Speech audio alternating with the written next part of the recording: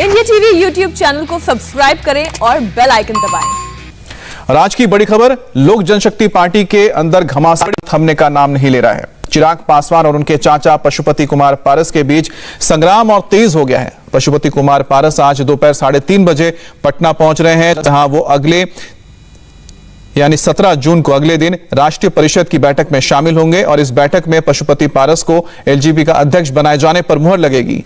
इससे पहले पशुपति कुमार पारस ने लोकसभा में एलजेपी के नेता बनने के बाद चिराग पासवान को पार्टी अध्यक्ष पद से हटा दिया। हालांकि चिराग ने भी मंगलवार को एलजेपी कार्यकारिणी की एक वर्चुअल बैठक बुलाई और बागी बने सभी 5 सांसदों को पार्टी से बाहर कर दिया। माना जा रहा है कि आज चिराग मीडिया से रूबरू होंगे और पूरे घटनाक्रम पर अपनी चुप्पी भी तोड़ेंगे। एक पार्टी में दो चेहरे, एक पद और दो दावेदार, एक परिवार के भीतर चाचा भतीजे की तकरार। लोक जनशक्ति पार्टी का रियल किंग कौन है? ये लड़ाई अब बंद कमरे से निकलकर सड़कों पर आ गई है। कहीं पोस्टर पर कालिख पोती जा रही है, तो कहीं विरोध में नारेबाजी हो रही है, तो वहीं इमोशनल लेटर लिखकर कार्यकर्ताओं तक संदेश भी पहुंचाए जा रहे हैं। शनिवार को एलजेपी में चिराग पासवान के खिलाफ बगावत की जो आग भड़की, वो अब बेकाबू हो चुकी है। पहले कोशिश समझाने बुझाने की हुई, लेकिन जब इसमें सफलता नहीं मिली तो मामला सड़क पर पहुंच गया और फिर दिल्ली से लेकर पटना तक समर्थन और विरोध में खूब हंगामा हुआ। पशुपति कुमार पारस ने पहले चिराग से संसदीय दल के नेता का पद छीना, फिर पशुपति पारस ने चिराग पासवान को पार्टी अध्यक्ष के पद से भी हटा दिया। इन सब के बाद चिराग पासवान ने भी एलजेपी कार्यकारिणी की मीटिंग बुलाई। चिराग पासवान की वर्चुअल मीटिंग में 32 सदस्य शामिल हुए और फिर मीटिंग में चिराग ने अपने चाचा पशुपति पारस को पार्टी से बाहर करने का फैसला लिया। साथ ही चचेरे भाई प्रिंस राज सहित बाकी 3 सांसदों को भी पार्टी से बाहर कर दिया। यानी एक तरफ चाचा पशुपति पारस ने चिराग पासवान पर वार किए, तो चिराग ने भी पलटवार करने में देरी नहीं की। चिराग दिल्ली में एक्टिव थे, तो दूसरी ओर पशुपति पारस के समर्थक पटना में, और उसका नतीजा ये है कि दोनों ने एक दूसरे को पार्टी से निकाल दिया। हमारे राष्ट्रीय अध्यक्ष द्वारा उन लोगों को नोटिस दी गई थी। नोटिस के बाद उन लोगों को अभी राष्ट्रीय कार्यकारिणी की बैठक हुई है, कि वर्चुअल बैठक में सारे राष्ट्रीय कार्यकारिणी के जो भी हमारे सदस्य थे, उन सब लोगों के सर्वसम्मत से 5 सांसदों को पार्टी से निकाला गया। इस संविधान के तहत पार्टी की राष्ट्रीय कार्यकारिणी की बैठक होती है। पार्टी की राष्ट्रीय कार्यकारिणी के सारे सम्मानित सदस्य उपस्थित थे। हमारे राष्ट्रीय अध्यक्ष थे, प्रधान महासचिव थे अब्दुल खालिक साहब, सब लोगों के सबसे राय करके ये निर्णय लिया गया है। ये कोई इकलौता राय करने की बात नहीं है, ये सारे राष्ट्रीय कार्यकारिणी के लोगों के सर्वसम्मत से फैसला लिया गया है, उन लोगों को निकाला। माननीय लोकसभा अध्यक्ष के द्वारा नोटिफिकेशन हो गया कि लोक जनशक्ति पार्टी के जो हम लोग 6 सांसद हैं, उसके संसदीय दल के नेता श्री पशुपति कुमार पारस होंगे। इसीलिए उसका कोई औचित्य नहीं है कि श्री चिराग पासवान जी पार्टी से 5 को सांसद को निकाल दें। उनका कोई अधिकार नहीं है। हमारा संविधान है, यही होगा संविधान, इसमें लिखा हुआ कि एक व्यक्ति और एक पद। श्री चिराग पासवान जी 2013 में ही संसदीय पार्लियामेंट्री बोर्ड के चेयरमैन बनाए गए, फिर दोबारा उनको राष्ट्रीय अध्यक्ष बनाया गया और तिवारा उनको संसदीय दल का नेता बनाया गया। एक व्यक्ति और 3 पद, जो बिल्कुल ही संविधान के विरुद्ध था। एक तरफ नेता एक दूसरे पर वार पलटवार कर रहे थे, तो दूसरी ओर कार्यकर्ता भी हंगामा करने में लगे थे।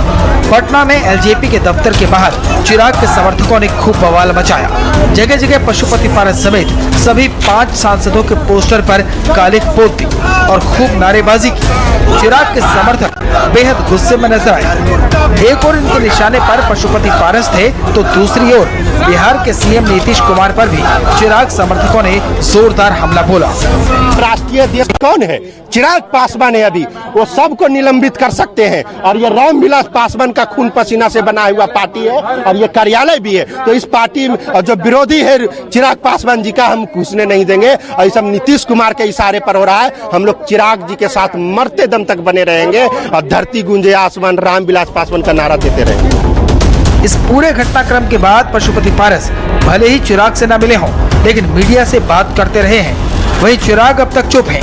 माना जा रहा है कि चाचा और 5 सांसदों को पार्टी से निकालने के बाद चिराग आज मीडिया से इस पूरे मामले पर बात करेंगे।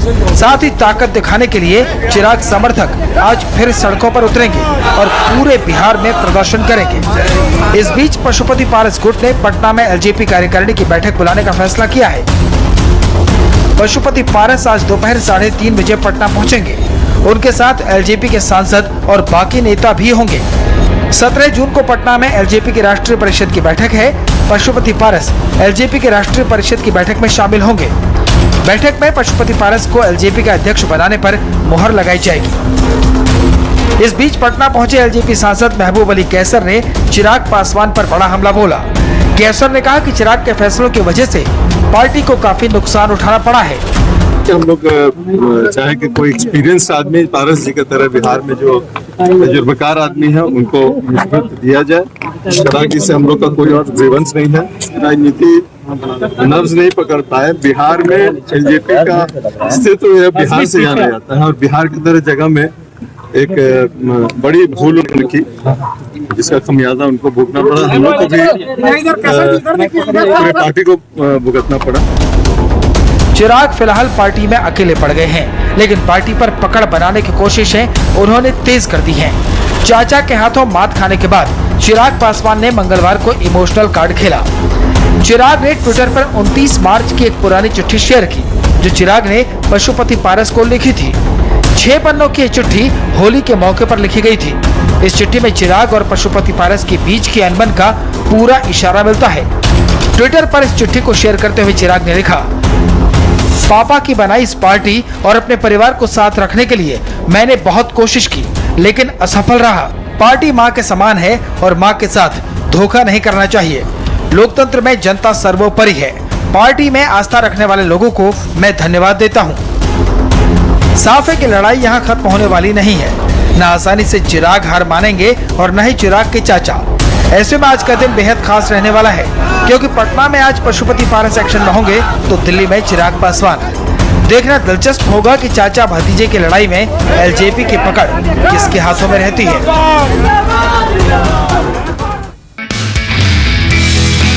नमस्ते, मैं हूं मीनाक्षी जोशी। वीडियो और खबरों से अपडेट रहने के लिए India TV YouTube channel subscribe करें, बेल आइकन दबाना ना भूलें। जुड़े रहें इंडिया टीवी के साथ।